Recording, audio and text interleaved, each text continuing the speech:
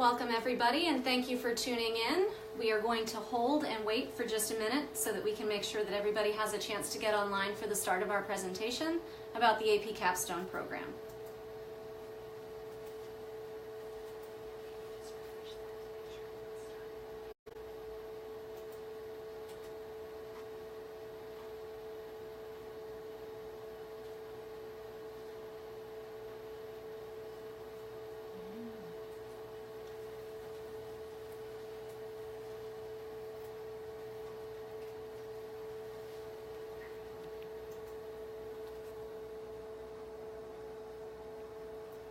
Welcome everybody, and thank you for joining us. I'm Judith Vigue. I'm the Director for Advanced Studies and Academic Excellence with Pinellas County Schools. We appreciate you taking the time to be with us for our presentation this evening about the AP Capstone Program.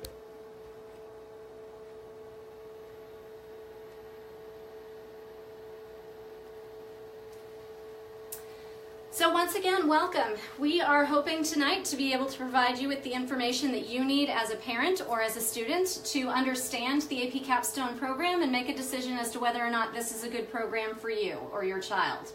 We also want to remind you while we have you that it would be great if you were to subscribe to our PCS social media accounts, which are on Facebook, Twitter, and YouTube. In order to leap into the conversation, we wanted to start with why Capstone? Why does it even exist? Several years ago, the four-year universities and colleges from across our country, from the state universities to the most elite universities, came to the College Board and expressed a concern because students were coming to them with a vast array of content knowledge around specific subject areas. They took AP US History, or they took AP Biology, or they took AP Calculus, and they had all of this content-specific knowledge. But what they lacked as an entering freshman in college was the skills necessary to take those different content knowledges and synthesize and analyze them to be able to draw conclusions and make recommendations about things.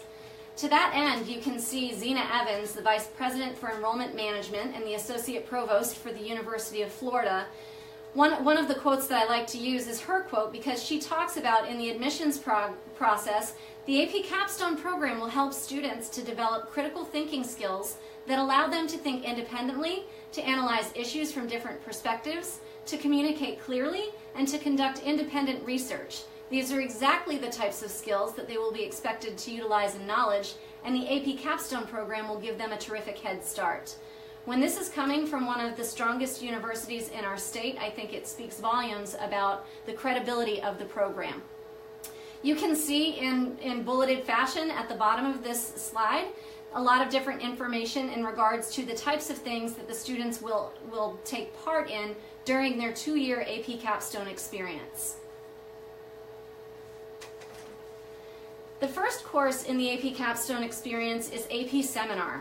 When students are in AP Seminar, they work with a team and then they work independently to research a topic and deliver a multimedia presentation and oral defense, which really is just fancy for saying they deliver this multimedia presentation and then they respond to questions that are specific to the research they've conducted and the presentation that they've provided.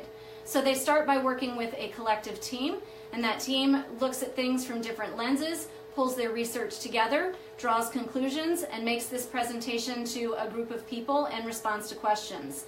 After they've done that piece of it, they then go on and do something similar to that, but independently. They'll go back through and research a topic and deliver a multimedia presentation individually, and then they will defend what they've presented. The types of topics that students explore include things like education, wealth and poverty, freedom from multiple perspectives, and those sorts of things. It really is a very student-driven type of course where student interests lead the way rather than a specific content area leading the way. When students are in AP Seminar, their assessments are very unique in comparison to other AP courses. The AP Seminar course has three pieces that students are assessed on that are brought together to determine their AP score of 1 to 5 at the end of the year. The first two pieces are the performance tasks that I mentioned on the last slide. The first is that team project and presentation, and that's going to count for 20% of the overall exam score. The second piece is the individual research-based essay and presentation, and that's going to count for 35% of the overall score for a student. At the end of the course, during the traditional AP exam time, a student is going to take an end-of-course exam. That exam is going to consist of 3 short answer questions and 1 evidence-based argument essay, and that's going to count for 45% of the overall score of 1 to 5. When students have completed AP Seminar, they go on to a second course titled AP Research. During AP Research, students design, plan, and conduct a year-long research-based investigation on a topic of individual interest. During that research project, they're going to start with a broad scope and look at the literature in that research area in order to narrow down what their specific research question is going to be. As they're narrowing that down, they're going to identify an expert in the field that they can collaborate with during their research process to help guide them along.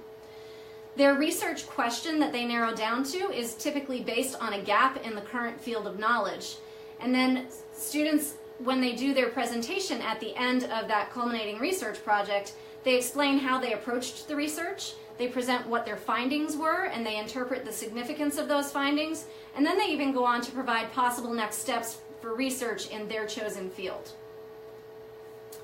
In terms of how they're scored in AP Research, there are 2 pieces that end up with a score. The first is the academic paper. The academic paper will be 75% of the student's overall score, and that academic paper in the end is somewhere between 4,000 and 5,000 words. So it's very substantial, but again, students have the entire year to write that paper. The second piece of it is their presentation and oral defense. So they spend the year determining what their question is, finding the research, conducting some authentic research of their own, writing the paper, and then they stand before a presentation, before a review board to do a presentation. And then part of that presentation is that the review board is going to ask them 3 or 4 questions. And that's considered their oral defense, how they respond to those questions. That portion of their score is 25%. So those 2 pieces are put together to determine their overall AP exam score of 1 through 5. When a student participates in the AP Capstone Program, they could be choosing just to work toward an AP Seminar and Research certificate, or they could be choosing to work toward an AP Capstone diploma. The AP Seminar and Research certificate is earned when a student successfully scores a 3 or higher on the AP Seminar exam and the AP Research exam. And remember, those exams aren't just one written assessment, they are a culmination of things that happen over the course of the year. If a student is successful in both of those, and they also are successful in 4 additional AP courses and exams of their choosing, then they can earn what's called an AP Capstone diploma. The diploma obviously has greater weight with a college because it shows a broad range of things that the student has chosen to expose themselves to in terms of academic rigor, and also demonstrates the skill set that they have to come in and be successful as a freshman in college. The AP Capstone courses can be taken in sequence either in 10th and 11th grade or in 11th and 12th grade, whichever is better for the student's schedule and whichever is a better fit in terms of when the student is ready to start the courses. In terms of college admissions, there are several benefits to taking the AP Capstone courses, whether it is the certificate or the diploma. The certificate by itself lets colleges know what skill set a student has acquired. The diploma is recognized very similarly, not identically, but very similarly to how an IB diploma or a Cambridge diploma, an ACE diploma, is recognized, in the sense that it's a larger group of courses that are put together as a collection to say that you have a wide variety of content knowledge as well as a skill set in the area of research. From the college admissions standpoint, when a student is making application to college, oftentimes they have to write a college essay, and in some cases at more elite universities they have to participate in an interview process. In either of those processes, the work that's been done in AP Seminar and AP Research is a way for a student to clearly distinguish that they had a specific interest area that they were able to explore and what they got out of that process. That is something that's extremely unique to each individual student and therefore gives them a leg up in terms of being able to distinguish themselves as somebody who's unique for that school. In terms of how schools recognize the capstone courses, there are two different ways. Colleges can either endorse the courses or they can establish credit policies. Endorsing them simply means that they support having students take those courses, that they think that those are strong, solid courses for students to be exposed to and to complete. Schools that endorse the AP Capstone courses include schools such as Georgetown, Princeton, Yale, and Harvard. And credit policies mean that the colleges have actually determined that when a student scores a certain value for their score in that class, it's going to translate to college credit at their school. Schools such as MIT, the entire Kentucky University system, the Florida State University system, and the South Carolina University system are all schools that have established credit policies for AP Capstone courses. Within the Florida State University system, which includes colleges such as Florida State, University of Florida, University of South Florida, and those types of schools, the courses are deemed worthy of being elective credit.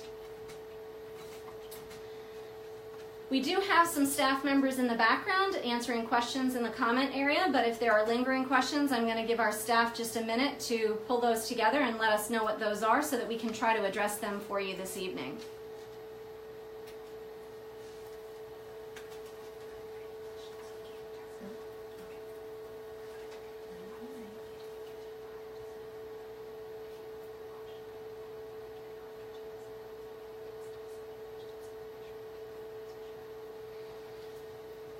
Well, it would appear that we've answered people's initial questions, and so that's wonderful news. We hope that if you have any lingering questions, you're going to reach out to contact us, the Office of Advanced Studies. There is contact information on the Pinellas County Schools website. If you go to pcsb.org and go to the Advanced Studies Department, you'll find our contact information. Additionally, if you're watching this as a videotape and you weren't able to join us live, we're glad that you're able to find the information, and once again, you can locate our contact information on the PCS web page. What's the question? How does this work for a student that plans to do early college?